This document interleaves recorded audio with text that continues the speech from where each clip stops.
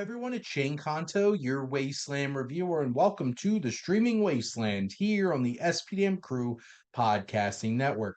And this is my weekly show where every Friday I pick three streaming services and pick one previously released film off of each of them. And hopefully, by the end of this episode, you have a whole nice weekend full of movies to go check out.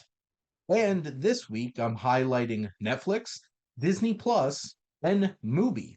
And let's get started over on Netflix with the 1979 comedy The Jerk. And this is from director Carl Reiner, written by Steve Martin, starring Steve Martin. And when Steve Martin was a young black child, this comedy is a ridiculous slapstick send up of this character who is born and grows up with a black family, and it's Steve Martin, so obviously not black, thinks that he is black, and goes out into the world and times like pretty corrupted by the world and all the things around it. But this film, Carl Reiner, just crafts an infinitely hilarious film that is just so incredible. And this simple-minded, sheltered country boy suddenly just gets enveloped in all the wildness of the world. There's a whole sequence where he's working at like a gas station and some guy's trying to shoot him and he thinks they're shooting the cans. And just the way that Steve Martin plays up all of this, he is so convincing, whether he's being naive, kind of a jerk, or just being this manic, wild character that Steve Martin creates for this film. It's so funny from start to finish. You have Steve Martin, you have Bernadette Peters, who's so charming as the love interest of the film. And, you have character actors like um Maurice Evans and Emmett Walsh popping up here. And Carl Reiner just understands the absurdity of every situation in this film, fully commits to the bit and all the wildness that he has up his sleeve for this film. And it's brisk, it's funny. It has so many great set pieces and gags and slapstick elements and clever jokes here and there. And Steve Martin is just so fully committed to this character. He is high energy, just bringing it to this film and carries it from start to finish. Some of the things that he says you can't even believe, and some of the things that he's willing to do with his body, wild. But this is why this is such a great comedy classic. And the power, creative juices of Steve Martin and Carl Reiner really make something special here.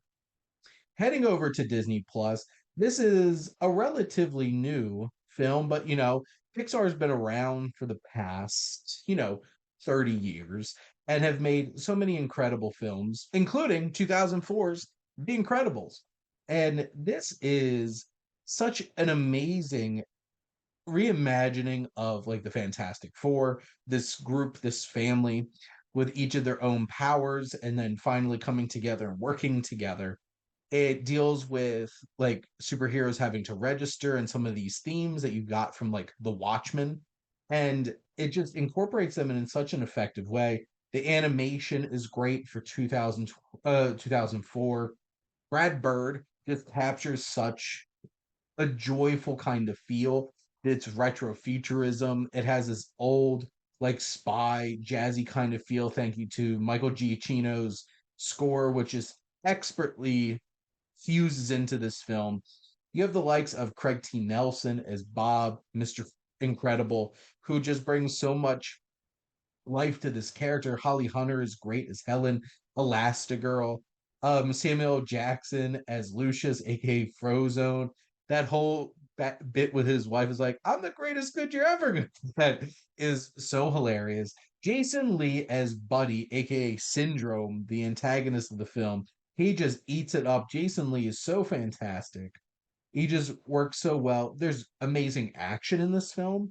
I love all the characters. Edna Mode, voiced by Brad Bird. It's so much fun. No capes.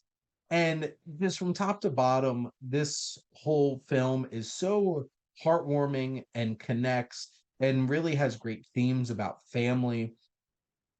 Okay, it's just such a fantastic film that is able to layer in interesting themes and ideas, what it does with the comic book superhero genre, and offers up something fresh and exciting. And it just does everything great from top to bottom. This incredible cast, the incredible team at Pixar putting this all together, Brad Bird leading the way. This is a special film, and I really enjoy Incredibles 2 as well, but this really set the bar high for any Fantastic Four film that tries to come after it. And we've had some, and they definitely aren't the Incredibles, but it's funny, it's exciting, it's thrilling, it has action, it has heart, it has soul, it has emotion. It does it all.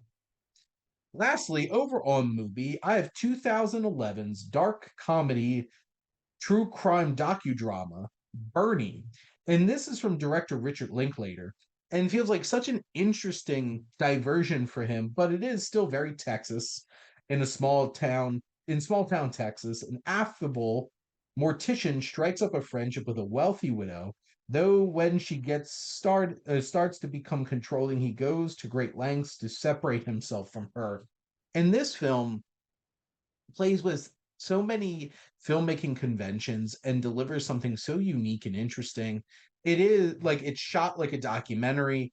It You have like these interviews with locals, you have interviews with the prosecutor, and this is like this true crime story of this man who winds up killing this woman and hiding it from the community and everything. It's a fascinating film. It's also really darkly funny. It's so clever, but it's Jack Black that commits to this performance with that mustache and just his affable just personality, and there's a darkness underneath it. He does such an amazing job. Shirley MacLaine is so insufferable as Marjorie and so perfect in this role. She really captures the essence and energy of what this woman's supposed to be, the controlling nature, the overbearing personality.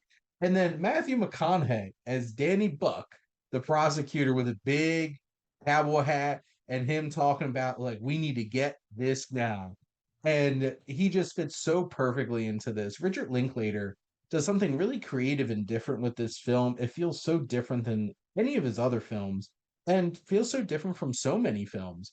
It's so interesting what it says about small town America and how they can like band behind somebody despite the fact that like they have a seedy reputation and what they've done. And it's all about perception and what this has to say about that.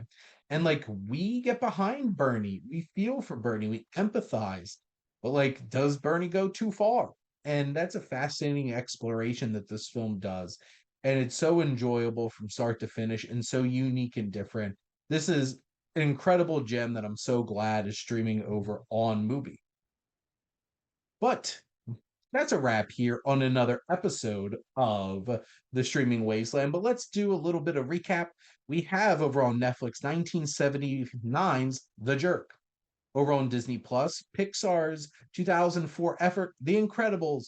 And over on Mubi, Richard Linklater's 2011 dark comedy docudrama, it is Bernie. But thanks for listening. Make sure to like, comment, share on this episode. What are some of your Steve Martin performances? What's your go-to Pixar film? And are you a big fan of Linklater? What's one of your favorite films of his? Have you seen Bernie? You definitely should. And make sure to follow or subscribe if you ever listen to your podcast. The SPDM Crew Podcasting Network is ever expanding. We have so many great shows that you could go check out from all different types of topics and special interests. And if you're interested in joining the crew, reach out to us at our website. And if you have an idea for a podcast or you want to join one of ours, please make sure to go check it out. And if you like our logo, please check out HiFlyer Creative for all your digital marketing needs. But most importantly, thank you as always for tuning in and supporting the Streaming Wasteland here on the SPDM Crew Podcasting Network.